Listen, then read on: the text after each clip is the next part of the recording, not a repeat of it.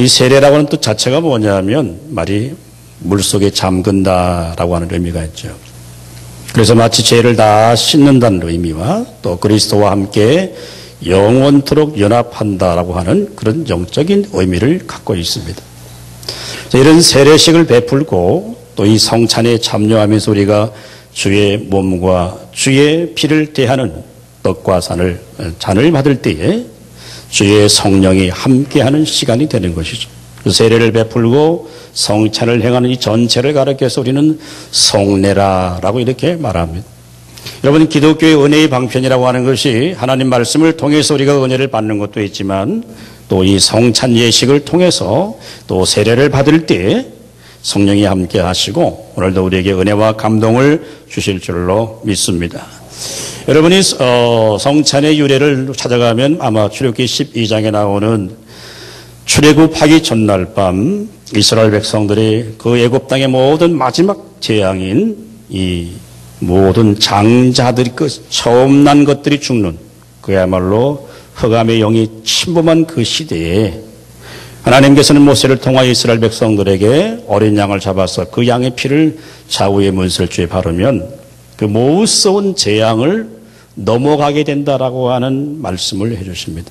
그래서 이스라엘 백성들이 어린 양을 잡아서 그 피를 좌우 문설주에 바를 때 애굽의 전역의 모든 처음 난 것들이 다 죽는 그 죽음의 재앙이 임할 때에 어린 양의 피를 바랐던 그 유대인들은 히브리인들은 다 생명을 얻게 되는 놀라운 역사적인 사건이 있게 됩니다.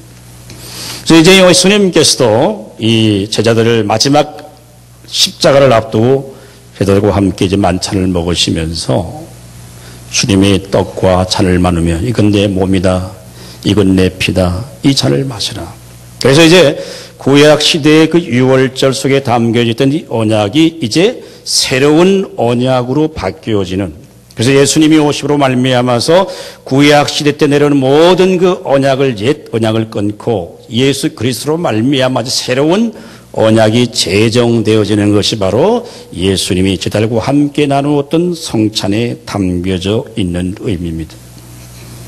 자, 오늘 우리가 읽었던 이 본문은 우리가 잘 아는 내용입니다만은 특별히 우리가 그 복음서에 4가지 중요한 사건이 하나가 있는데 그 가운데 하나가 뭐냐 하면 오병이어 사건입니다. 떡 5개와 물고기 2마리를 가지고 5,000명이 먹고도 남는 12광주가 남는 정말 초자연적인 기적적인 역사가 성경에 기록되어 있습니다. 근데 이 사건은 각 사복음서에 마태, 마가, 누가, 요한 이 4사람의 저자가 서로 다른 관점에서 이 사건을 똑같이 기록해 놓습니다. 근데 요한은 말이죠. 우리 요한복음 6장은 아주 긴 장으로 되어져 있습니다. 그래서 이 오병이어 기절가 끝나고 난 다음에 예수님께서는 이 많은 무리들이 그 기적을 보고 예수님께 달려와요. 야, 이런 기적이 어떻게 일어나게 되었는가라고 하고 예수님 앞에 달려왔지만 예수님은 그 오병이어 기적 속에 담겨져 있는 영적 의미가 무엇인가를 설명해 주고 있어요. 그래서 요한복음 6장 51절에 보면 나는 하늘에서 내려온 살아있는 떡이니라고 했어요. 예수님 자신이 하늘에서 내려온 떡이다라고 했어요. 뭐 쉽게 번역하면은 우리 번역은 떡이지만 어쩌면 빵인 거예요. 그래서 하늘에서 내려온 살아있는 떡이다. 그래서 이 떡을 먹으면 영생하리고 내가 줄 떡은 세상의 생명을 위한 내 살이니라고 말씀하십니다. 그래서 그러니까 유대인들과 바리새인들이 논쟁을 하기 시작. 아니 어떻게 자신이 하늘에서 내려온 떡이냐라고 하고 논쟁을 하고 다툼이 일어나게 되었어요. 그래서 지금 유대인들과 바리새인들은 이 오병이어 속에 기록되어 있는 역사적인 사건 속에 예수님이 말씀하려고 하는 뜻이 무엇인가를 그들이 알지 못했을 때 다시 예수님께서 그 사건을 상세하게 설명해 주는 말씀이 오늘 우리가 읽었던 본문의 내용입니다. 자, 오늘 본문 첫 번째 보면 우리 53절 말씀 우리 한번 다 같이 읽겠습니다. 시작. 예수께서 이르시되 내가 진실로 진실로 너에게 이르노니 인자의 살을 먹지 아니하고 인자의 피를 마시지 아니하면 너희 속에 생명이 없느니라. 아멘. 우리 한번 따라합니다. 성찬에 참여하는 자는 영생의 복을 얻는다. 자, 인자의 피를 마시지 아니하면 생명이 없느니라 라고 했어요. 이 말은 바꿔 말하면은 이 성찬에 참여하지 않는 자들은 예수 믿고 구원받았는데 성찬에 참여하지 않는 자는 생명이 없다라고 하는 것이죠. 자, 구원받고 하나님 백성 되는 우리 모든 주님의 거룩한 백성들은 바로 예수의 십자가의 보혈의 능력을 믿고 사는 사람들입니다. 여러분, 보혈이 뭡니까? 우리가 마땅히 멸망받고 심판받아야 될 저희들을 예수 그리스도께서 십자가의 보배로운 피를 흘려주심으로 말미암아서 우리가 구원받고 하나님의 백성이 된 거예요. 그래서 우리가 정말 이 시간에 믿음으로 이 떡과 잔을 받을 때에 다시 한번 영생의 복을, 구원의 기쁨을, 구원의 감격을 회복할 수 있기를 주님의 이름으로 축원합니다. 오래전에 제 기억인데 성찬식을 할 때 노회에서 어떤 목사님이 이런 말씀을 하시더라고요.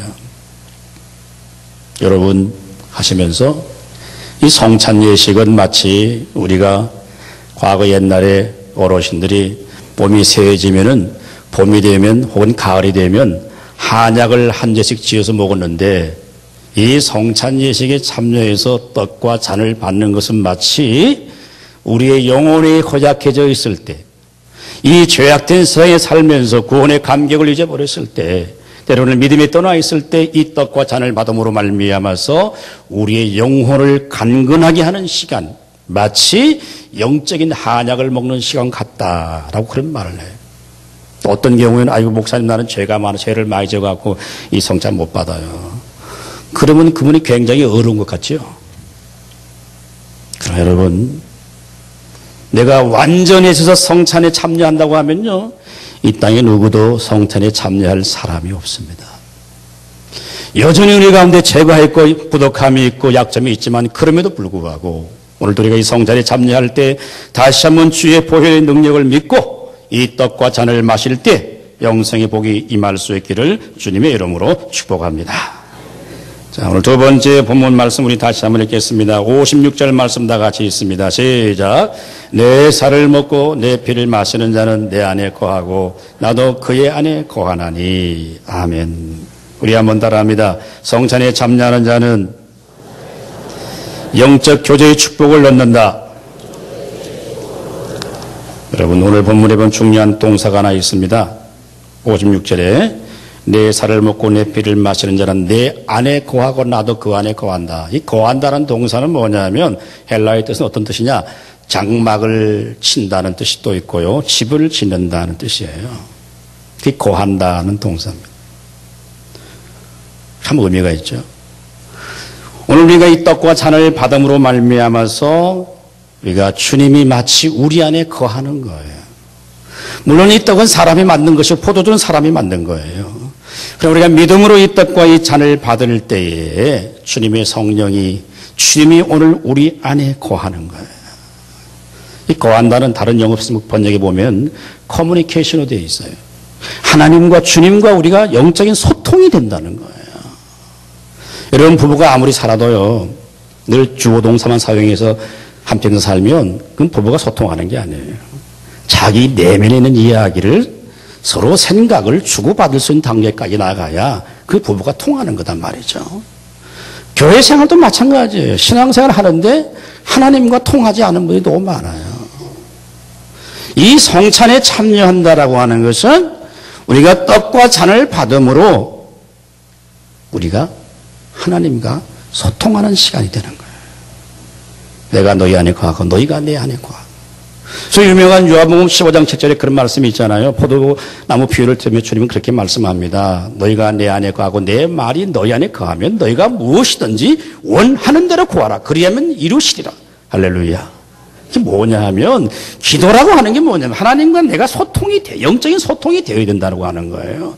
그럴 때 하나님이 우리 기도에 응답을 해 주신다는 거죠. 자, 오늘 우리가 이 성찬에 참여할 때 믿음으로 참여하고 떡과 잔을 받을 때에 주님이 우리 안에 거하고 우리가 주님 안에 거하는 그런 영적으로 하나 되는, 영적으로 교제하는 그런 축복이 우리 가운데 더해진다라고 하는 거예요. 얼마나 귀한 거예요. 그래서 여러분, 초대교회 성도들은 모일 때마다 이 성찬을 했어요. 오늘 현대교회는 바쁘기 때문에 일일이 못하고 뭐 정해놓고 하기도 하고 하지만 제가 미국 가니까 어떤 교회는요 매주 성찬식을 해요. 매주.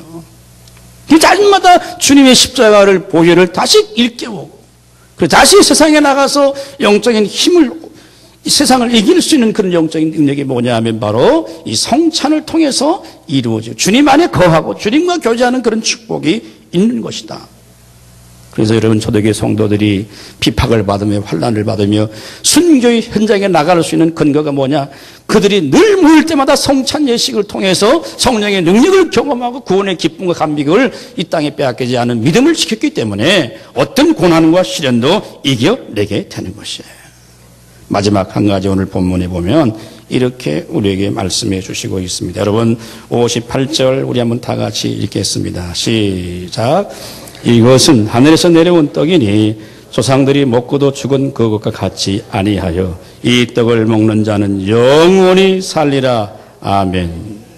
자, 성찬에 참여한 자는 성찬에 참여하는 자는 새 생명의 축복을 누린다.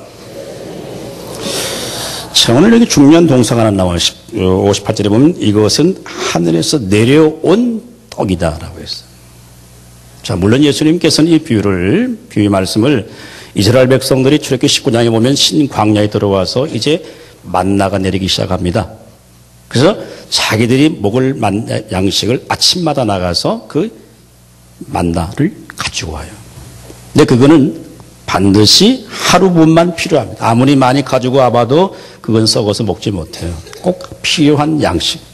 그래서 그 만나라고 하는 것은 뭐냐? 하늘에서 내려온 떡인데 장차 오실 예수 그리스도를 상징적으로 보여주는 거예요. 근데 오늘 예수님은 자신을 가리켜서 이것은 하늘에서 내려온 떡이니라고 했어요. 내려온다는 이 동사가 헬라 원문은 현재 분사로 되어 있어요. 현재 분사는 뭐냐면 계속적인 용법입니다.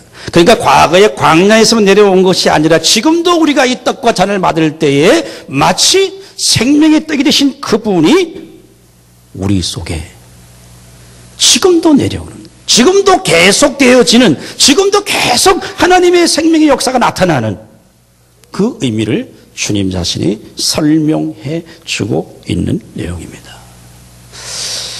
우리가 교회에서 이루어지는 이런 의식이 자칫 잘못하면은 그냥 성찬에 참석해서 떡 받고 잠 받고 그냥 가는 의미 없는 시간으로 지날 수도 있지만, 여러분은 이 성찬을 떡과 잔을 대할 때 정말 기도하는 마음으로, 다시 한번 우리가 주님의 십자가의 은혜를 기억하는 마음으로, 구속해 주신 그 은혜에 감격하는 마음으로 이 떡과 잔을 받을 때에 우리에게 새 생명의 기쁨과 축복이 넘쳐날 수 있기를 주님의 이름으로 축원합니다.